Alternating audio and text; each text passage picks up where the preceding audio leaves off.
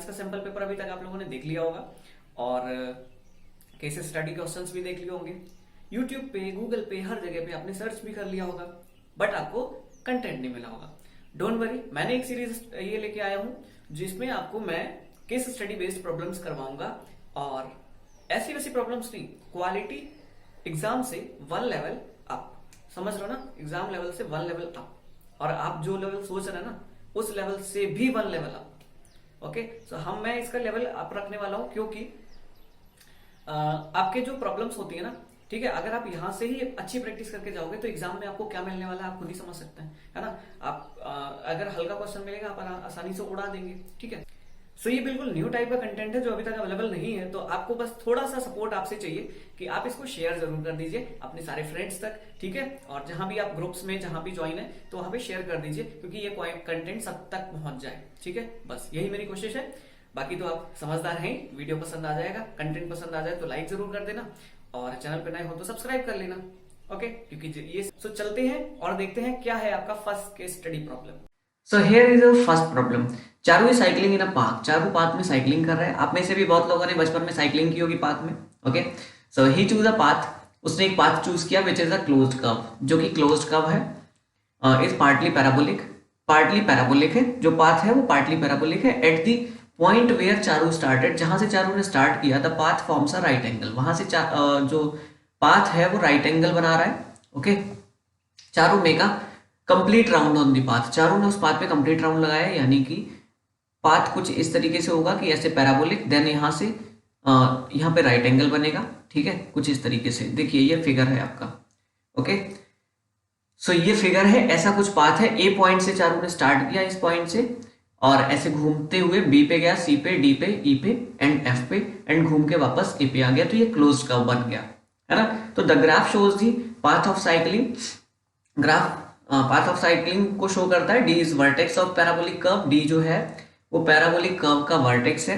Which intersect X axis at point C and D, जो कि intersect करता है पॉइंट सी एंड ई पर एक्स एक्सिस को। कौन? Parabola. Also angle B A F is a right angle. So B A F जो है वो 90 डिग्री है, ओके। अब चलते हैं जरा क्वेश्चंस पे, क्योंकि अब आपका दिमाग खुलने वाला है। क्वेश्चंस 5 होंगे, ठीक है। एक केस स्टडी पे 5 प्रॉब्लम्स आती हैं, और तो मैंने यहाँ पे 5 ही रखी है और आपको 4 करनी होती है, बट या तो हम लोग 5 ही करेंगे क्योंकि अभी तो हम लोग प्रिपेयर कर रहे हैं, एग्जाम में करेंगे जाके जब देखेंगे। तो देखिए, तो मैंने 5 प्रॉब्लम्स हैं जो कि काफी डिफरेंट टॉपिक से हैं, है ना। तो ये मिक्सअप करके मैंने एक बनाया है क्योंकि आपको तो पता ही है, मैंने बोला था एग्जाम से 1 level up.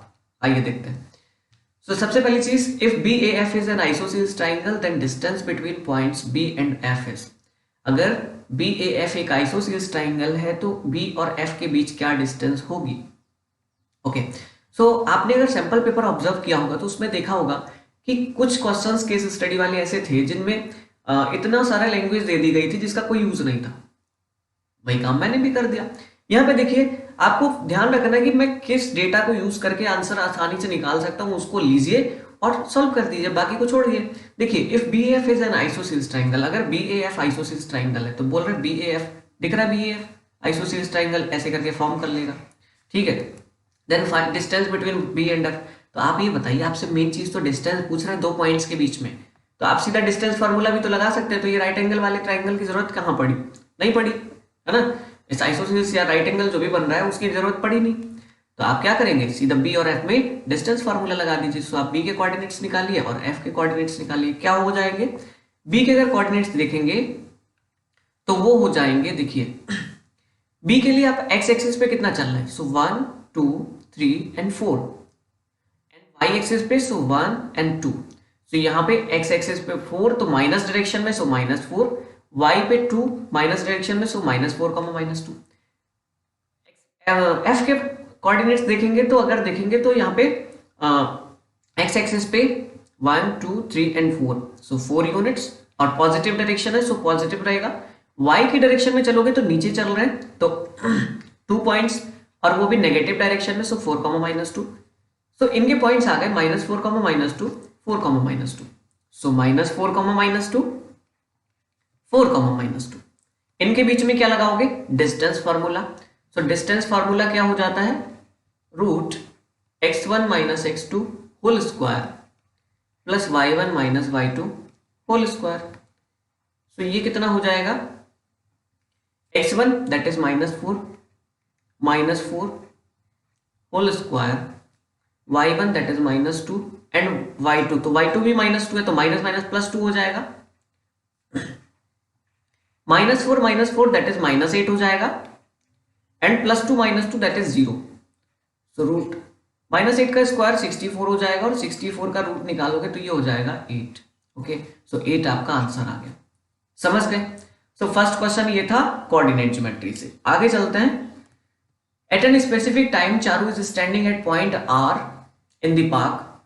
If there is a light pole in the park which is situated at origin in the graph, the angle of elevation of the top of the light pole is 60 degree from point R. Find the height of the pole. Light pole. So आप देखिए यहाँ पे ये question आ गया आपका height and distance से। सो topics mix हो रहे हैं धीरे धीरे, ठीक है। यहाँ पे क्या बोल रहे हैं, चारू किसी टाइम पे पॉइंट R पे खड़ा है। अब पॉइंट R आपको ग्राफ में नहीं मिलेगा क्योंकि ये आपको प्रॉब्लम्स में दे दिया जाता है, कुछ नया पॉइंट, कुछ नया डेटा दे दिया गया, तो कोई भी दिक्कत नहीं।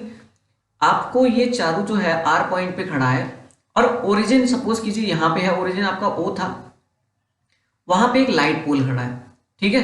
अगर आपको फिगर दिखाऊं वहां भी एक लाइट पोल है, ये देखिए, ये आपको लाइट पोल नजर आ गया होगा, ठीक है। तो इसी की बात की जा रही है, ओरिजिन पे है। तो बोल रहे हैं इसकी हाइट फाइंड करनी है, तो RO इसको P दे दिया, ठीक है, तो POR। इसकी हाइट मैंने H लेट कर ली। एमसीक्यूज में पेन कम चलाना आप लोग, मैं थोड़ा सा आपको समझा रहा हूं तो मुझे तो पेन चलाना ही पड़ेगा, है ना। आप लोगों को नहीं चलाना है, जितना कम हो सके, मतलब जितना ओरली आप डेटा कैलकुलेट कर सको उतना करो। एमसीक्यूज में आपको टाइम सेव करना है। O और R ये दिए गए हैं और ऐसे करके मैंने ये कर लिया, तो ये एक ट्राइंगल बन गया। 1 सेकेंड, ट्राइंगल थोड़ा सा भाग रहा है कहीं, है ना। ट्राइंगल जो है वो भाग रहा है, तो इसको थोड़ा सा सही कर देता हूं। ये देखिए, अब देखिए यहाँ पे R और O के बीच की आप डिस्टेंस निकाल लीजिए, और ये एंगल आपको 60 दे ही रहे हैं, ठीक है। कि चारू किसी टाइम पे R पे खड़ा है, लाइट पोल है ओरिजिन पे, एंगल ऑफ एलिवेशन बन रहा है R से 60 डिग्री, तो हाइट फाइंड करनी है। तो R के कोऑर्डिनेट्स क्या हो जाएंगे, आपको दिए गए हैं -8,6 और O के कोऑर्डिनेट्स 0,0, ओरिजिन है, ठीक है। O दिया गया ओरिजिन है, तो आपको थोड़ा सा दिमाग लगाना है कि 0,0। अब आपको क्या करना है, इनके बीच की डिस्टेंस निकाल लो। डिस्टेंस फॉर्मूला लगाओगे, so x1 minus x2 whole square plus y1 minus y2 whole square. x1 कितना है, -8 minus 0 whole square plus y1 that is 6 minus 0 whole square. 8 का whole square that is 64 and 6 minus 0 whole square that is 36। So ये हो जाएगा 100। Okay, सो ये हो जाएगा 10, sorry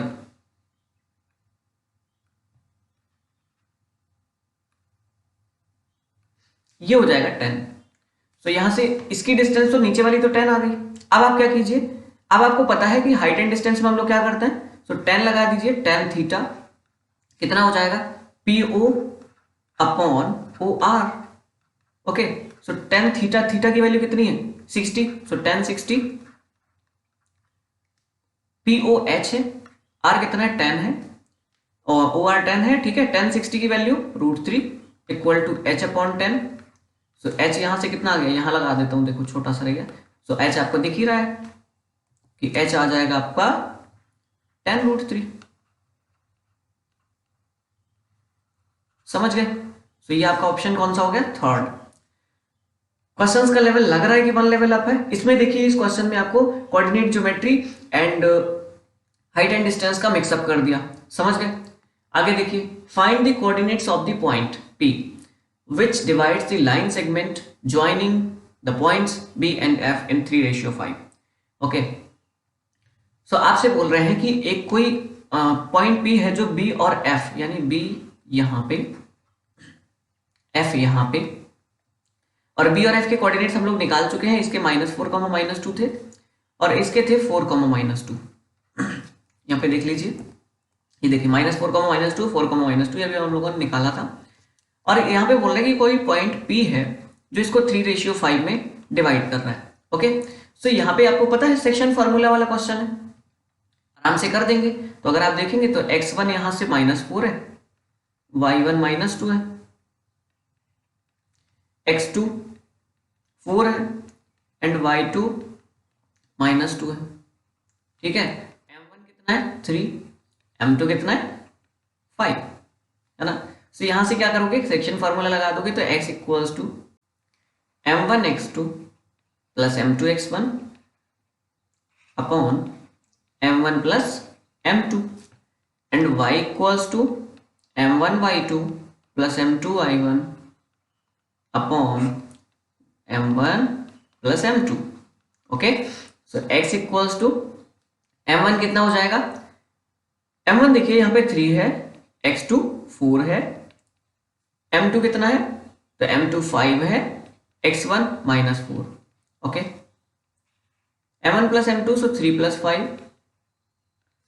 okay, सो पहले x ही कैलकुलेट कर लेता हूँ, फिर y की वैल्यू रखता हूँ। तो 4 3 दा 12 एंड 5 4 दा 20, so -20 divided by 5 and 3 8, so x equals to 20 - 12 यानी कि -8 बाई 8। सो x यहाँ से 1 आ गया माइनस का, x -1 आ गया। और y की बात करते हैं जरा, तो y देखिए, सो y इक्वल्स टू m1 कितना है 3, y2 कितना है, सो y2 -2 है, m2 कितना है, m2 5 है, y1 कितना है, सो y1 है -2, m1 plus m2 so 3 plus 5, so y equals to 3 2 6, so -6 and 5 2 10, so minus का 10 डिवाइडेड बाई 5 एंड 3 8, सो यहां से ये कितना हो जाएगा, y equals to 10 and 6 minus का 16 by 8, so y equals to -2। So दिख गया x -1 आ गया, y -2 आ गया। Okay, so question number C, ये जो सी पार्ट था इसका 4th ऑप्शन सही है। Question number D, from the graph the equation for the parabolic part of the path is. तो जो पैराबोलिक पार्ट बन रहा था पाथ में, ठीक है, उसके लिए आपको इक्वेशन फाइंड करनी ग्राफ से, समझ गए। तो कैसे फाइंड करते हैं, अगर आपने थोड़ा सा ध्यान दिया हो तो जो आपका क्वाड्रेटिक इक्वेशन होती है ना, उसका ग्राफ कैसे बनता है, पैराबोलिक बनता है, या पैराबोला जो होता है वो क्वाड्रेटिक इक्वेशन को रिप्रेजेंट करता है।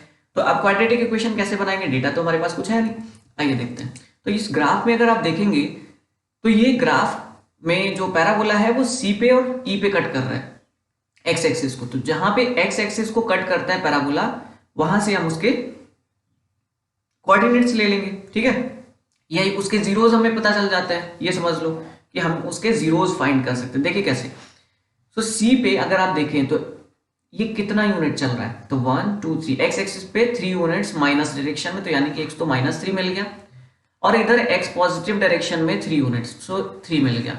सो आप देखिए यहाँ पे, सो इसके जीरोज आ गए -3 एंड 3। तो आप बोल सकते हैं कि alpha equals to -3 and beta equals to, यहाँ पे लिख दे रहा हूं, बीटा इक्वल्स टू 3। अब आप देखिए क्वाड्रेटिक इक्वेशन जो होती है ना, वो क्या होती है, general quadratic equation, X square minus alpha plus beta X plus alpha into beta equals to 0, ये होती है। तो एक्स स्क्वायर माइनस, अब अल्फा प्लस बीटा बोल रहे तो अल्फा प्लस बीटा यहाँ से कितना हो जाएगा, अगर निकालोगे साइड में, यहाँ पे निकाल लेता हूँ, देखो, तो alpha plus beta that is -3 + 3 that is 0, so ये तो 0 हो गया। So 0 into X plus alpha into beta, so 3 का -3 में मल्टीप्लाई करोगे सो -9 आएगा equals to 0। So X square, और ये 0 वाला टर्म तो खत्म हो गया, so plus -9, so -9 equals to 0। So आपको इक्वेशन मिल गई सेकंड ऑप्शन।